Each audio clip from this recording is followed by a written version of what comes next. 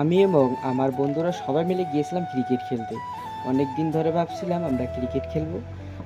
খেলা বললে তো আর হয় না, খেলার তো সময় হয় না, কিন্তু এবার খেলতেই হবে। তাই আমরা দেরি না করে তাড়াতাড়ি বের হয়ে গেলাম, খেলতে গেলাম। এদিকে আকাশটা দেখি খুবই মেঘলা মেঘলা আকাশ দেখে তো আমার খুব ভালো লাগছে। এদিকে সাউন্ড দেখি আমাকে দেখে হাসতেছে, কারণ আমি ভিডিও করতেছি।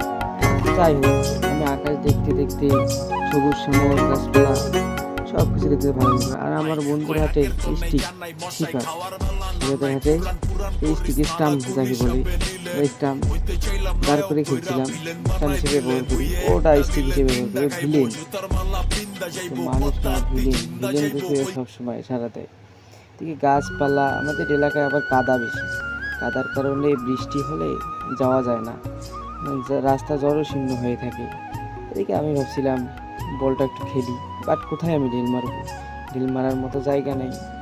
ওদের সাথে গিয়েছিলাম, ওদের সাথেও তো মজা হয় না, ওরা একটু ক্রিকেট বেশি খেলে তো, তাই এইসব ঠেলাঠেলি ওরা পছন্দ করে না, ক্রিকেট খেলতেই পছন্দ করে।